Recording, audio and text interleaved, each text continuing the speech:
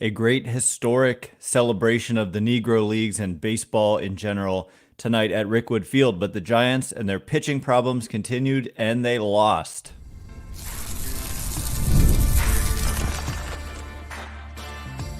You are Locked On Giants, your daily San Francisco Giants podcast, part of the Locked On Podcast Network, your team every day. Hello and welcome to Locked On Giants, part of the Locked On Podcast Network, where it's your team every day. My name is Ben Kaspick, and on this show, we provide daily episodes Monday through Friday talking about the San Francisco Giants in a way that's data-driven and rational, but also simple, passionate, and accessible to all. I'm a former contributor for the baseball statistics and analysis websites Beyond the Box Score and Rotographs.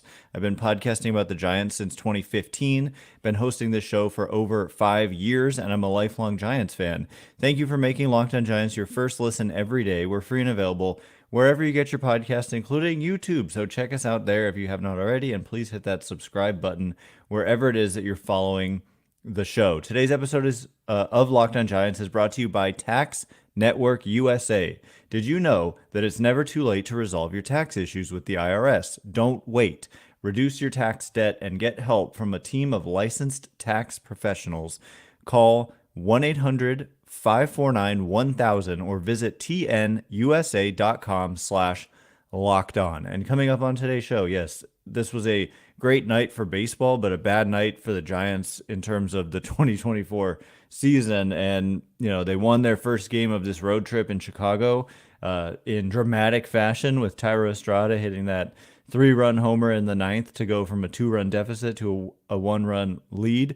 And they've lost every game ever since. They lost the next 2 in Chicago and the last 2 games, including the game tonight, by scores of 6-5. And to me, it's funny because, I feel like I end up saying and talking about this every year, but, there's a tendency to focus on the offense kind of no matter what sometimes, because if you give up a bunch of runs, it's and then you're behind, your focus is on the offense to try to overcome that deficit. But to me, the problem is you gave up 6 runs. We talked about this yesterday, but Keaton Winn, once again, was not very good. And it's a problem right now with the Giants' lack of starting pitching depth because they've had so many injuries. Right now, their starting rotation, if you look on roster resource, it literally is 3 guys: Logan, Webb, Keaton Winn, and Jordan Hicks. And, on the injured list is Blake Snell, last year's Cy Young Award winner; Robbie Ray, Cy Young Award winner from 2021; Kyle Harrison, who has been, the third best starter easily for the Giants behind Hicks and Webb, or Webb and Hicks; and Alex Cobb, who's been a good pitcher for the Giants since he put on the uniform, and also Tristan Beck. And then they've got some guys in the bullpen who have been starters, like Spencer Howard and Spencer Bivens, Sean Jelly, but nobody's really kind of stepped up. And so Keaton Winn, though, has been a mainstay when he's been in there. And tonight, his ERA raised to 7.16. So when you're going out there and you have an ERA of 7.16, 7.16 in 12 starts, you're pretty much giving your team a big chance of losing every single time you go out there. And when you only have 3 starters, Webb and Hicks give you a chance to win, but you're not going to win every time. And then your only other starter in your rotation right now is basically putting you in a position to lose every game. Then you're going to lose. And that's what happened tonight. And so Keaton Winn, he was only able to go 2 2/3 and gave up 5 earned runs on 5 hits, a homer, a walk, and just, 2 strikeouts. But, I do just want to point out the peripheral numbers here for Keaton Winn are better. The fielding independent pitching is 483. So that's not great, but it is 2.5 runs better. And the expected fielding independent pitching is under 4. And that means if you normalize his home run to fly ball ratio, and he should really not be a guy who gives up a lot of homers, given that he's a heavy ground ball pitcher. His ground ball rate this season, 53 0.4%. Oh, excuse me. I'm looking at his left on base percentage. That's the number that really jumps out as a, like, in his career, he just hasn't stranded as many runners as you would expect by a ton, like about 20 percentage points. Like normally guys are going to strand about 72% of base runners that they allow. And Keaton Winn this year is only stranding 53% of base runners that he allows. And last year he only stranded, oh, I had the numbers flipped again. Last year it was 66.5. So in his career entering tonight, only 60%. And so that's one of those small sample things. I know we're talking about 95 innings. Actually, now add 2 2/3 to that, so 97 2/3 innings. Still, like I would expect, that's going to get better as time goes on. But in the meantime, yeah, his ground ball rate 50% this year, and last year 58%. So he should not be a guy allowing a lot of homers, but that's what's happened. He's allowed 9 homers in 55 1/3 innings. And in his major league career, he has allowed 15 homers in 97 2/3 innings. So anyway, it's just like, yeah, there's some bad, I don't want to call it luck, but like I would expect him to improve and continue. But in the meantime, the Giants are losing because of their pitching, not because of their hitting, I would say. They entered this game with a weighted runs created plus, which 100 is major league average, of 104. So they've been above average as an offense. And in tonight's game, they go out and put up 11 hits. They walked 4 times, struck out only 8 times. 11 hits. Maybe you could say, okay, you should have more than 5 runs when you get 11 hits. They were 3 for 8 with, quote, runners in scoring position, which was better than the Cardinals, who were 2 for 7. And yet the Cardinals won the game. And so that's why I say quote, because, you know, you can win the runners in scoring position battle and still lose if you're giving up extra base hits and extra base hits with guys on base, and they don't have to be on second or third. They could be on first. And yeah, so they, this was a tight one, and to consecutively lose games by the score of 6-5, it's basically the same story I discussed yesterday, which is that you're making your offense put up at least 7 runs in order to win. And that's, you're going to average like 4 point something runs a game. And so to have to go out there and put up 7 is asking a lot. And that's what they've done for much of the season. So like I said, they came in as, a 4% above average offense overall by this metric, better than the Atlanta Braves by a couple ticks, if you would believe it. But they also came into this game with an ERA of 4.42, which ranks, where does that rank? 442, which ranks 24th in baseball, just worse than the Oakland A's.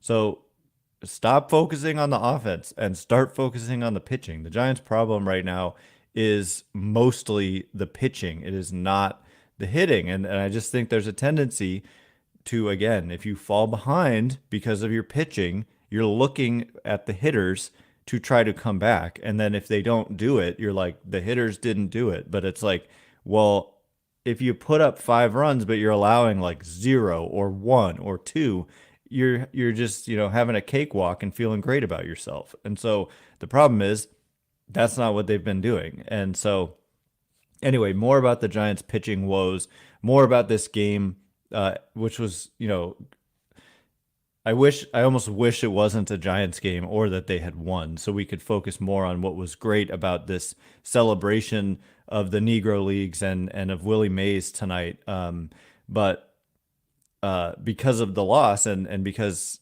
I care a lot about every game, that we get to focus on that too. So more about the Giants pitching woes and diving into the numbers there, because they just should not be that bad, in my opinion. It does have a lot to do with the injuries, but we'll get into it in just a minute. And before we do,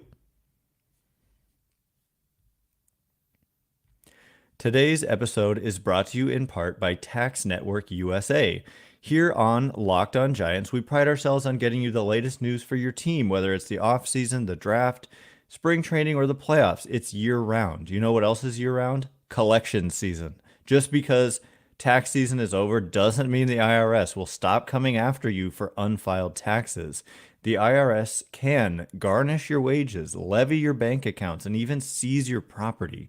Don't let the IRS target you. Let the licensed professionals and tax experts at Tax Network USA go to bat for you. With over 14 years of experience and an A+ rating by the Better Business Bureau, Tax Network USA has saved their clients over $1 billion in tax debt.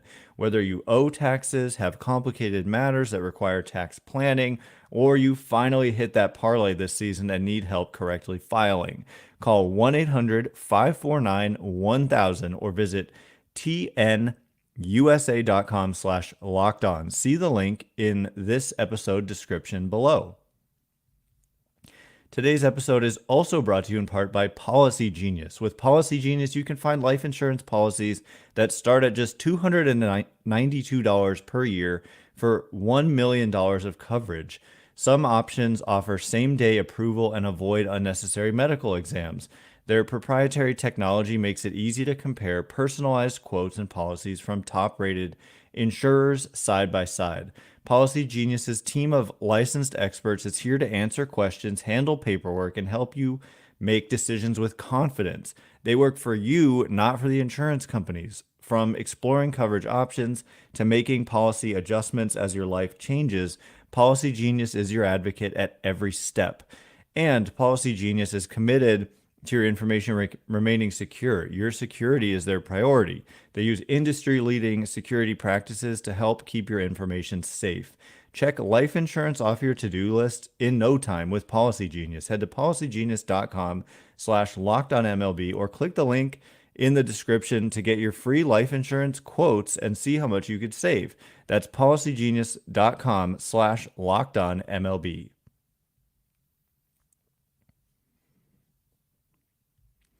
All right, as promised, we're gonna dive more into what's going on here with the Giants, who fall to 36-40 with this loss. And I think that record is indicative of the pitching. Like, you're talking about above average offense by a little bit. It's not like they've been crazy good, but that number doesn't really lie. We could explain. I mean, I could go stat by stat, average, on base, slugging, etc., and just show that they have been mostly above average. There are a lot of guys who have contributed to that who are not currently playing, like Lamontway Jr., for example. They just lost Mike Yastrzemski in this game, and we'll get to that later. The injuries have more been harmful on the pitching side, I would say. But anyway, thanks again for making Locked On Giants your first listen every day. Every dayers, tomorrow I'm going to get to these mailbag questions that I put out. I put out a prompt on Twitter last night.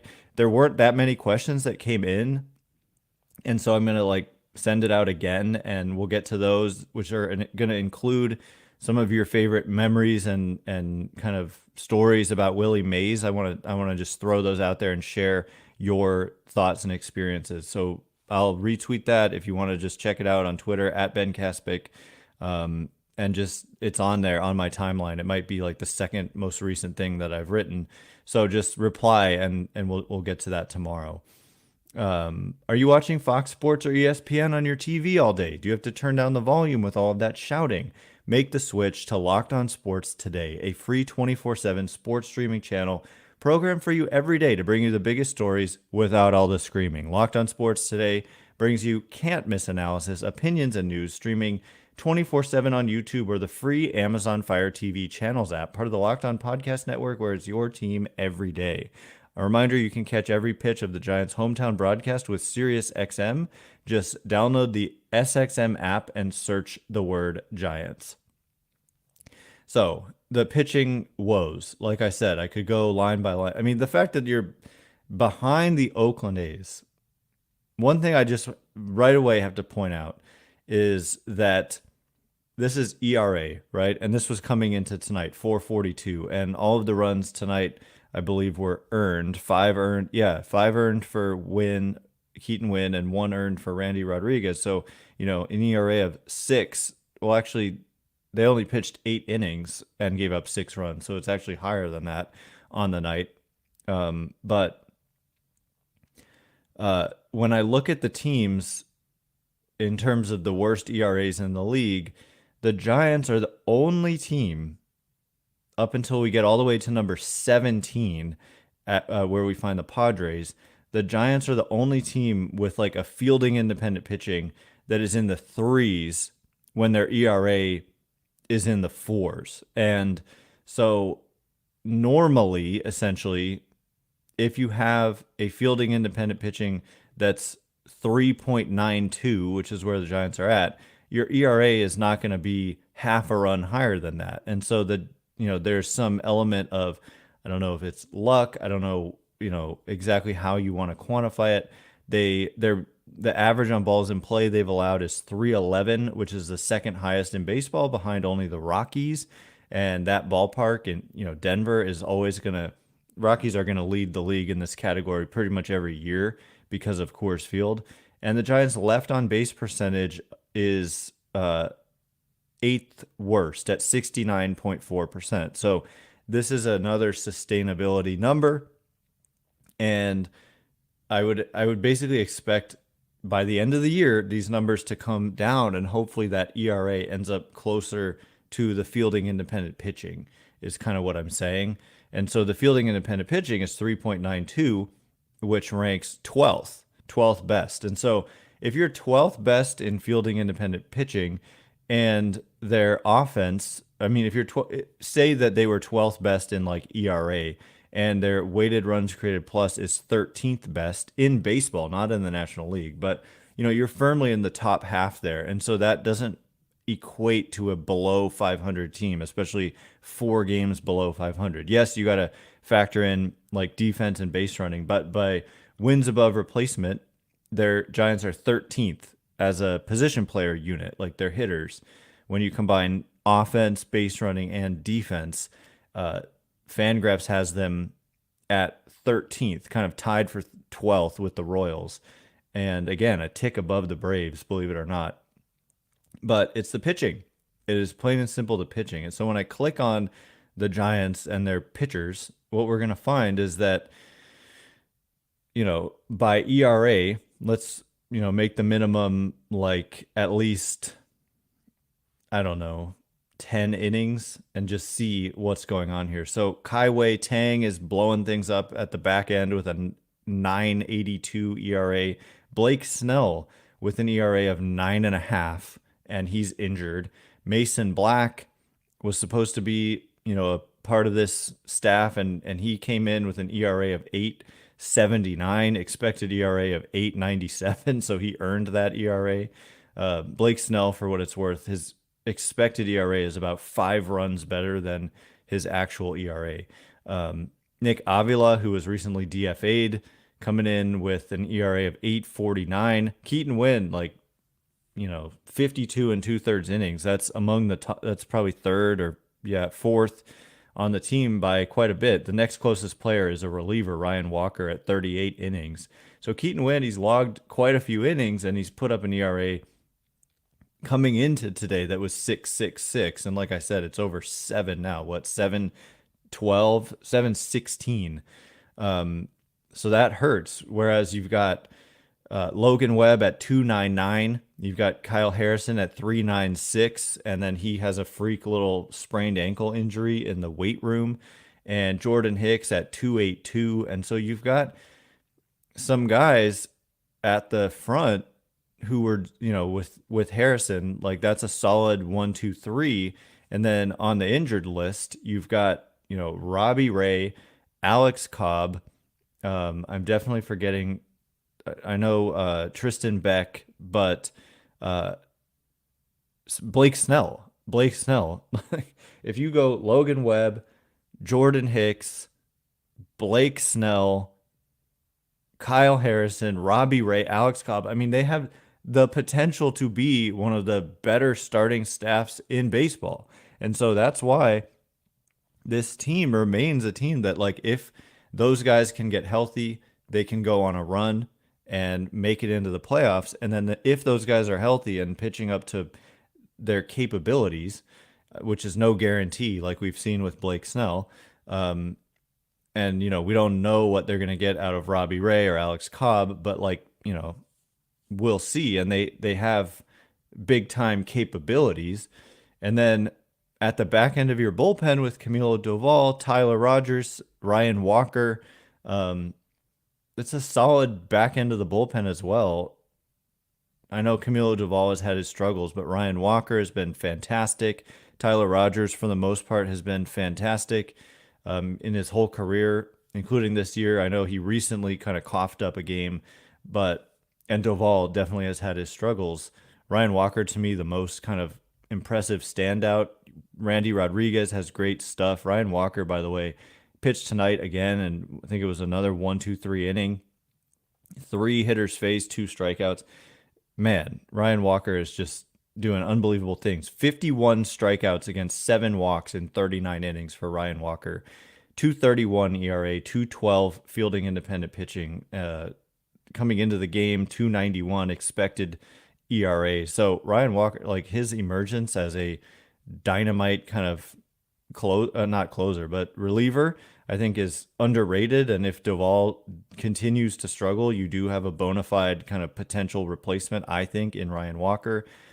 Sean Jelly has been a nice surprise. So they've got a lot of like pieces there. But all in all, Sean Jelly's ERA on the year 2.12 or 2.14, expected ERA 2.84. Tyler Rogers came into the game. I think he pitched tonight and was a clean inning, but came into the game with an ERA of 3.12, expected ERA of 2.69. Eric Miller, 4.11 ERA, but expected ERA of 3.11, a whole run better. So again, they've got the pieces. They just need to get guys healthy. And speaking of health, they lose another player today in Mike Yastrzemski, who exits with left side tightness. So we'll get into what that means and also more about the outfield and how Heliot Ramos has kind of saved this team because of all the injuries they had and now continue to have on the position player side. So we'll switch over to the position players and look at that and what do they do given that Yaz is probably going to miss some time. Where do they go from here? All of that in just a minute. And before we get into it, today's episode is brought to you in part by Stitch Fix. With Stitch Fix, you get a stylist who understands your style, size, and budget. They do all the shopping for you. It's the easiest way to update your wardrobe this season. I personally hate shopping for clothes. I hate it so much. And Stitch Fix makes it all so easy. I do not like to shop, and they save me time and effort. Plus, I get outfits that make me look and feel really good. And if you don't like something, just send it back. Shipping, returns, and exchanges are always free. Style that makes you feel as good as you look. Now's the best time to get started at stitchfix.com/MLB and get $100 off. That's $25 off your first 4 fixes for a limited time only. That's stitchfix.com/MLB for $100 off. stitchfix.com/MLB. Must redeem within 7 days of sign up. Offer does not include kids fixes.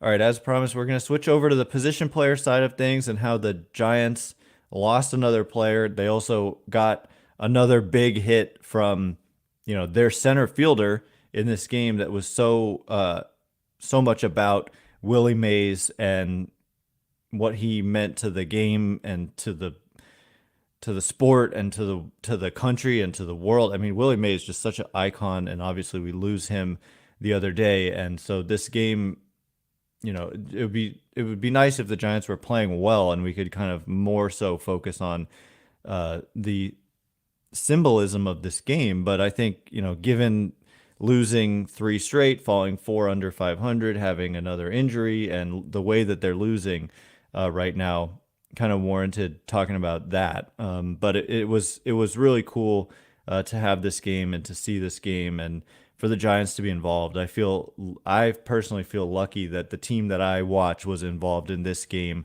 at Rickwood Field. So it was really cool, despite the loss. But, and a Giants center fielder had a huge hit in this game. Willie Mays, of course, Giants center fielder, duh. So I thought that was, the symbolism there was hard to ignore. Thanks again for making Locked On Giants your first listen every day. Every dayers tomorrow, like I said, mailbag questions, but also your Willie Mays memories and anything you want to say about him. We'll try to get those into tomorrow's episode. So look out on Twitter for the prompt that I already put out yesterday. I'll probably retweet it tonight. A reminder, you can catch every pitch of the Giants' hometown broadcast with SiriusXM. Just download the SXM app and search the word Giants. So right now, on the position player side, they lost Jung-Hoo Lee for the season. That's a big blow. Lamont Wade Jr. has been out for weeks. That's a big blow, given he was so good before going down with this injury. Such an on-base machine. I mean, leading the world in on-base percentage, close to 500, almost on base 50% of his plate appearances. Just amazing. And not having him out there, and Wilmer Flores struggling, and Trenton Brooks not really doing a Lamont Wade Jr. impression, has hurt them, but they've still been above average overall. I'd like to see, and it would be easy to see, but I'm not going to, well, I think, Brett Wisely and Heliot Ramos picking up the slack has been huge. And so they probably have been continued to be like above average, even in the absence of Lamont Wade Jr. Ramos, like I said, he homered tonight. He was 1 for 5. He did strike out twice, but the slash line is, 307 average, 382 on base, 553 slugging. It's an isolated power of 247. Walk rate remains over 10%. So Ramos just continuing to do big things. I still think there's, the batting average on balls in play has started to come down. It's now 391. Recently, it was like 447 or something. So that, expect more balls in play, so non-strikeouts and non-homers that are outs. Obviously, a homer would never be an out, but, expect more of that, more outs when he puts the ball in play. And we have seen that more recently, but to still be 66% above average, even now 170 plate appearances into the season, it's been the best story of the season for the Giants. And so he did it again tonight. Brett Wisely, I thought, had a good game overall as well, with a hit and a walk. And he's been a nice story. Tyro Estrada not in the lineup. He did have that collision at first base yesterday against the Cubs. And so I would imagine that's why, but there was no IL move. They did do some pinch hitting, and Estrada not part of that. So he didn't play. Hopefully he's okay. That injury did look really scary initially, and for him to have avoided a serious injury is a big win for the Giants, because they can little afford to kind of continue to lose players here in what has been a season largely defined by players getting injured. And so it continued tonight with Mike Yastrzemski exiting the game with what the Giants called left or tightness on his left side. And so when you start talking about side tightness, we're talking about obliques usually, or not necessarily, but can be. And, oblique injuries are really tricky and hard to manage in baseball, because you swing so violently and your throws are twisting as well. And so you've really, really got to let them heal before you even start doing anything at all in terms of swinging. And so they can keep you out a while, and you just got to be really careful with them. And right now, like I said, Jung-Hoo Lee is out for the season. Michael Conforto is playing quite poorly recently. 0 for 4 tonight, 2 strikeouts. He's just not contributing at all right now and over an extended period. Neither really is Matt Chapman. I mean, that's another story. Soler, Chapman, Conforto, some of the veterans on this team offensively, they're really being carried by young players. Wisely, Ramos, Bailey was 4 for 5 tonight. And I don't know, Yaz has been doing better lately, but that's really been most of the offense. They're not Soler has, I got to say, has been better lately, and he almost hit a homer tonight, and he had a walk. So Soler's coming around, but Flores has struggled, etc. But to lose Yastrzemski, Slater came in and did a nice job against some right-handed pitching, but he got a hit, he drew a walk, so that was impressive. But if you lose Yastrzemski, then you're just down. Like you've got a nothing production out of Michael Conforto recently. You've lost Jung Hoo Lee for the season, and you are potentially losing Mike Yastrzemski. So what do? Well, we've already seen a solution in Heliot Ramos kind of step in and step in and step up. And I think probably Luis Matos would be the guy. Luis Matos had a great, I think he was player of the week in AAA last week. And so I would think that if they lose a player like Yastrzemski to the injured list, that you're going to see more Luis Matos. And I think that that's a good thing, even though, he had that torrid stretch where he was player of the week in the major leagues, but then went on. I mean, on the season in the majors, he's only hitting 224, 247 on base, 329, 329 slugging. It's about 40% below average. And so that's how bad he was after being so good for that stretch. What stands out is he was chasing 40% of pitches outside the strike zone, whereas last year, in a much larger sample, he was only chasing 28% of pitches outside the strike zone. So he needs to regain some of that plate discipline, I think, and stay within himself. And, it's not a bad thing to me to give an opportunity to the 22-year-old who was considered a really highly regarded prospect when he made his debut last season. And so we saw it with Heliot Ramos. Just these guys, when guys get injured, there's always the potential. If you've got good young talent, this is when they get their opportunities. And so we might get more of a dose of Luis Matos, and he's only 22 and can obviously improve, just like we've seen from Heliot Ramos, and can reach that potential that we know is in there and we saw for a week, at least. So that would be my guess as to what the move would be. And then, like, who even plays center field on this team? They've just had so many injuries.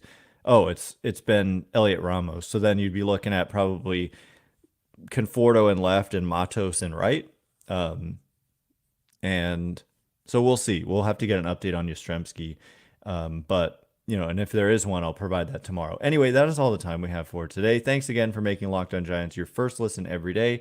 Everydayers tomorrow, mailbag edition, and also your Willie Mays anecdotes, memories, and all that. Locked On has launched the first ever national sports 24/7 streaming channel on YouTube, and now it's also available on Amazon Fire TV in the free Fire TV channels app. Locked On Sports Today is here for you 24/7, covering the top sports stories of the day with the local experts of Locked On, plus our national shows covering every league. Find Locked On Sports Today now available on the free Fire TV channels app. Reminder, you can catch every pitch of the Giants' hometown broadcast with SiriusXM. Just download the SXM app and search the word Giants. Once again, my name is Ben Kaspick. Check me out on Twitter at Ben Kaspick, Kaspick. If you like this show, please consider rating it or leaving a review. It helps me out so much. So thank you in advance, and thank you to everyone who's done so already. Really hope you enjoyed today's show. Hope you enjoyed the game at Rickwood Field and were able to enjoy the history and the meaningfulness that was this game, despite the loss. So anyway, I did, despite the loss. So anyway, can't wait to be with you again tomorrow. Thanks again for listening. You are now Locked On Giants.